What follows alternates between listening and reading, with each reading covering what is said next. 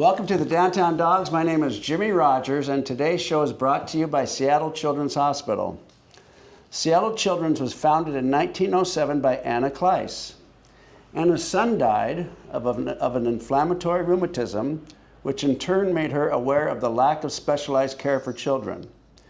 Anna and 23 of her female friends took action and went on to establish the first facility in the Pacific Northwest. Now, I'm a big believer in yoga to the point where I wish I could put together a class for all my ex-Husky teammates. My body's been through it, and there's only one thing that helps. It's yoga, warm vinyasa to be precise.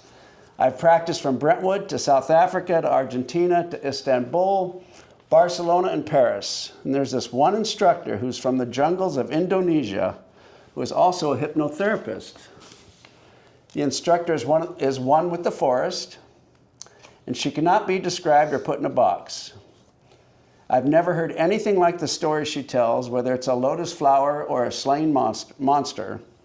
And at the ripe age of 64, I've learned you don't have to dissect or understand greatness, just go with it.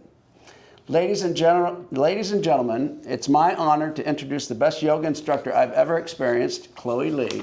Chloe, how are you? I'm well. Thanks for having me, Jimmy. Good, good, good. Can you tell us a little bit about yourself, your hometown, parents, what your parents did for a living? My name is Chloe Lee Jennis, and I have been in Seattle since 2018, so I consider it a grown-up home. But before that, I lived in Indonesia, in the easternmost island, the Republic of West Papua, currently colonized by Indonesia. My parents were missionaries there, so I grew up in a small village with 3 brothers and my parents and a small group of friends, and then was really sort of immersed in the culture there, which is highly animist and nature-oriented, and that really impacted my life. That's a fantastic story. I didn't know that about your parents. Are they still with us? They are, yep. And where are they at? Where do they live? They have since moved to the Midwest. Okay. Yeah, they're from Wisconsin and Minnesota, so they moved back there. That's fantastic background. What exactly is warm vinyasa? Warm vinyasa. This is a great question. Let's put it simply, there's a lot of different schools of yoga, meaning like how you move, why you move, and how a class is structured. And vinyasa has kind of been a common format that we follow. So you're imagining movements that are paired with breath in a sort of flowing manner. Vinyasa means everything is in its place, everything in a place on purpose. And so from where your hands are to where your breath is to how you're breathing and what you're thinking about in class is all very purposeful to create an energetic experience and hopefully an experience of self that is expanded and interesting. Okay, now I always try to bring friends that I know would benefit from yoga. And the first thing that they say is, well, I'm not very good at stretching. Would you speak to that? I don't know how to respond. I say it's not stretching, it's not isometrics, it's a little bit of both. Yeah, well, we see a lot of people who do yoga who are very flexible. And I would say that the primary characteristic that makes a really powerful person doing yoga is actually strength. It's not really about how far your muscles can go. It's about control, learning where your body is in space, which really doesn't take a lot. You can do yoga sitting in a chair. You can do yoga just sitting on the ground. The flexibility as a barrier is probably a great misconception.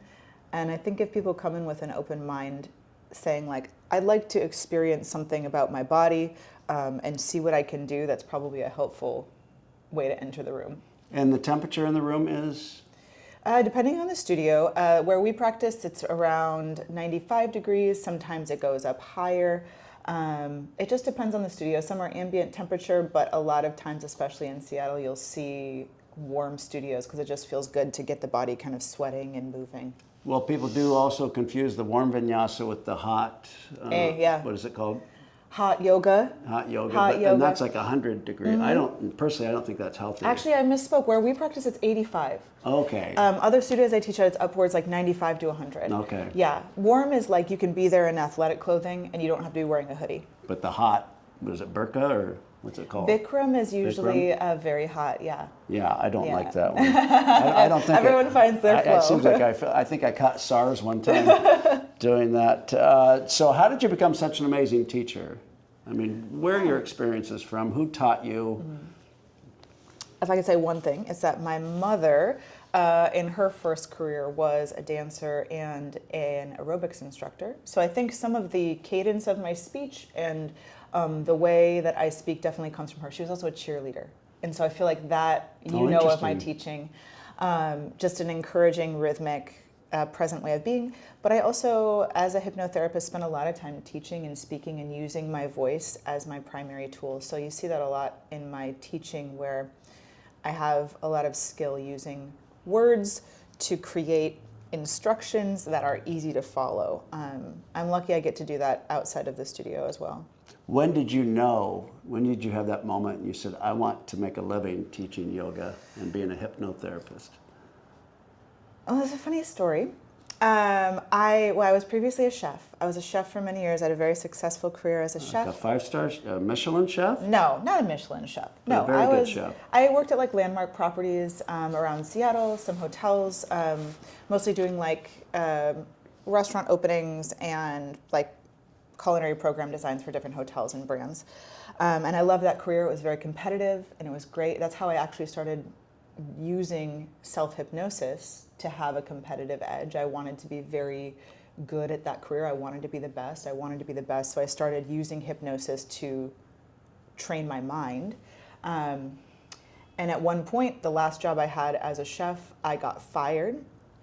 And so I went in one day to my job, went in, HR sitting there, they had my box of stuff from my office. I got fired. I grabbed my box of stuff and I put it under my arm, all my knives and everything, and I was walking back to my car, and I stopped halfway there and I pulled out my phone and I put my foot up on a ledge, balancing this box, and I called my yoga teacher and I was like, hey, just so happens I have a lot of time on my hands right now. Do you think I could train with you like right now? She's like, I think you could do that. And so it was just this sort of spur of the moment, like life gave me space and then I went for it. And I was fortunate to get to do it full time. That's fantastic. Yeah. Now, I noticed before classes that you're very focused. Like I'll get there a little early and I'll just kind of survey the room and I'll watch people come in and I watch how you correspond with everybody.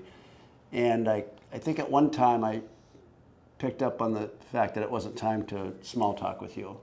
And you're preparing, right? And so my question is this, is that moment before class, is that analogous to a football player coming out of the tunnel or a basketball player coming out of the locker room for a game? I mean, you obviously are ready and prepared, and I see you speak with all your students as they come in. Mm-hmm. So is that a fair comparison?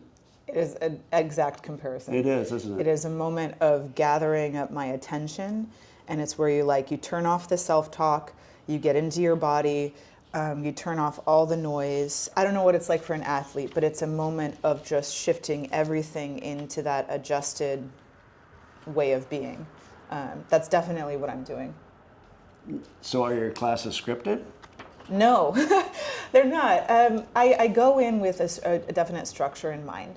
I trust myself a lot. It's that moment, like you can't script a game. You can't script a football game, but you know what you're going to do. Okay. And you know how you're going to do it. Okay.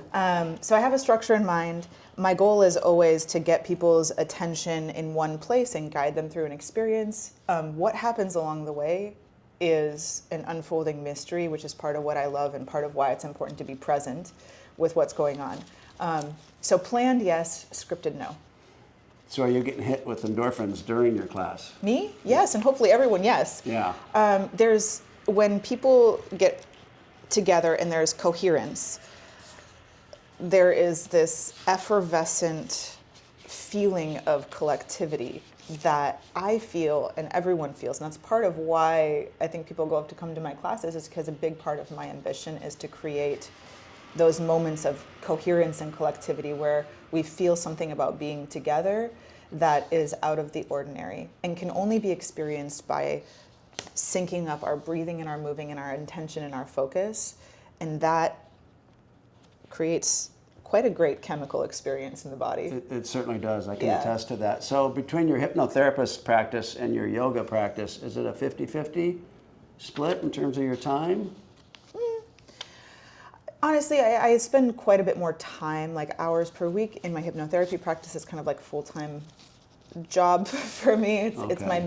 main career, but a lot of what I'm talking about in my hypnotherapy practice is what inspires what I teach in yoga. So I get to Interesting. sit all day with people talking about the matters of the mind and the experience of being human, and I learn so much sitting in my office, session after session after session, and I take that learning that I get, and that's what I use to inspire my teaching.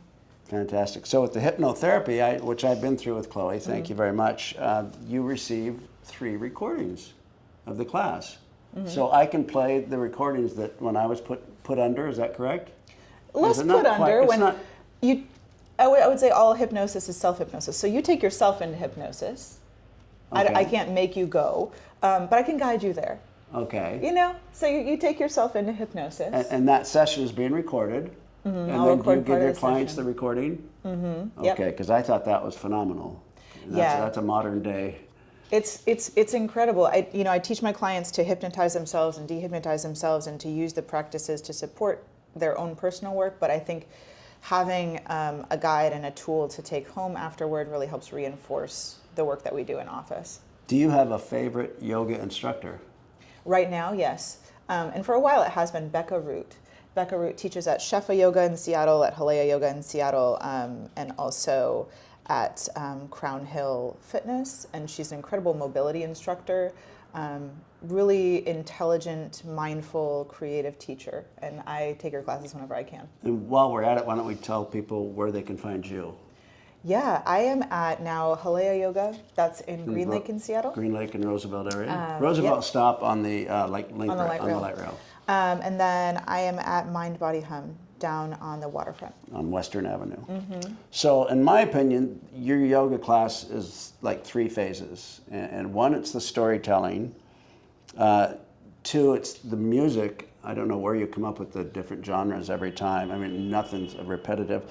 And then the 3 is the workout. And the beauty of it is between the storytelling and the music, all of a sudden the workout's done. And that's a real talent to get somebody through, because I've had trainers before where they'll put a movie on or a concert in front of the treadmill. Oh, So to it try to takes up distract 60 you. minutes, to just take the time. But with your stories, where the heck are you getting these stories? One was about a lotus flower, which is phenomenal. And then the next one's about a monster being slayed and using the snake for a belt. Can you tell us how you get those, and maybe tell us one of those stories? I can do that, yeah. Okay.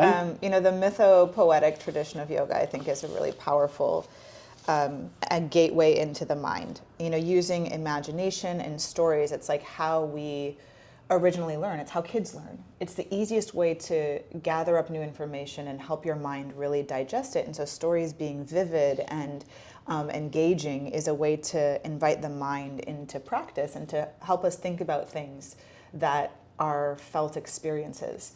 I've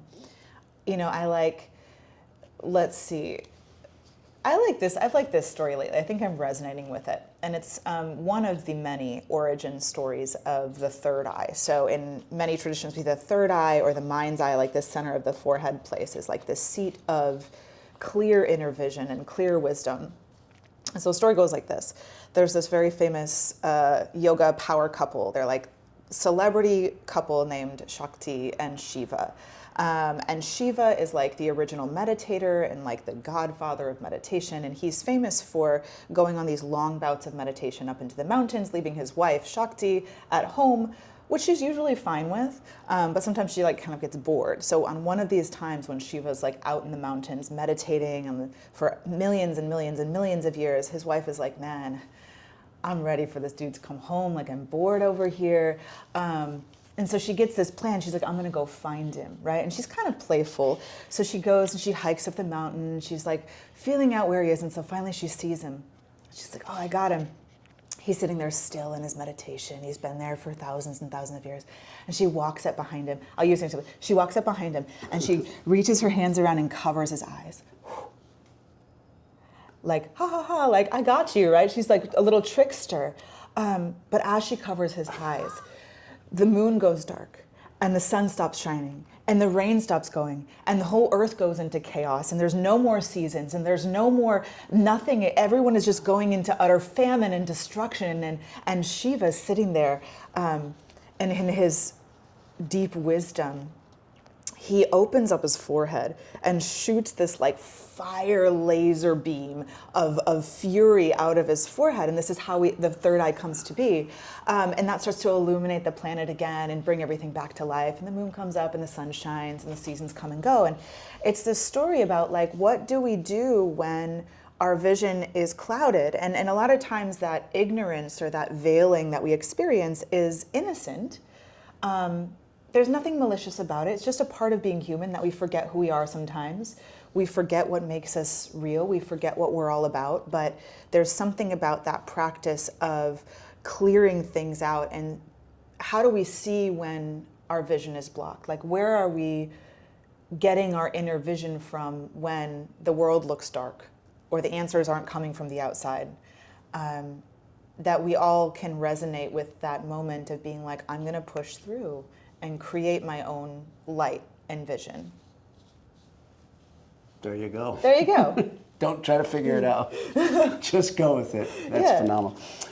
Okay, let's shift up a little bit. We'll do some James Lipton questions. All right, I'm ready. Modern day. What's the #1 song on your playlist? Good question. Right now, it is Moby, Flower. I like a little Green Sally up, Green Sally down. It's rhythmic. I love the beat of it right now. It's getting me going. Working out, hanging out. Yep. Moby? Moby. What was the song? The song's called Flower. He samples Flower, okay. He samples a track on it that's very cool. First concert. Oh, you know what? It was when I was a kid. It was in Indonesia, and it was like the Indonesia boy band called 𝗙𝗥𝗢𝗠. 𝗙𝗥𝗢𝗠. Yep. I have yet to hear that. You would never hear of it. Yep. What makes you smile? Oh, my husband all the time. He makes me laugh every single day. Funniest guy I know. What inspires you? Oh, my clients, people. People changing. People You changing. love hockey. I do. Why? Grit. It's energy. It's that collectivity. It's coherence. Players are in coherence, and the fans are in coherence, and that energy itself is so raw and rough, and I love that. I love being in it. So on your daily routine, what are your non-negotiables, things that you just have to get done that nobody's going to take you away from? Whether it's coffee, prayer, exercise, all three? Espresso, yes. Self-hypnosis, yes. So close eyes, look at self, When you wake try up, to you train do my the mind. espresso first and then the self-hypnosis, or? Espresso first, self-hypnosis throughout the day. Little reset my mind. Throughout the day. Reset my mind. What accomplishments are you most proud of? Being healthy. Being healthy. Any regrets? Not yet. Not yet. I'm open to it, but not yet. You're open to it. I don't know what that would be like, but yeah. Do you pray? Yeah. Well, in many ways over time, and I think that there is some version of myself that I very much trust, that I call on very frequently. Yeah. What's your biggest fear? It's evolved over the years. Being a failure, not being good enough, letting myself down. Mm-hmm. Yeah. Who would you like to see on the Downtown Dogs? You know who I'm into lately? I'm into the Torrent. I'm into the Seattle women's hockey team. Really? I think talk about grit, talk about coherence, talk about skill, talk about adaptability. Is there a specific player, a goalie, offensive player? Not a specific player. I think any of them. I think they're in a special moment right now. That's great. That's a great suggestion. Chloe, when you arrive at the pearly gates, what would you like to hear God say to you?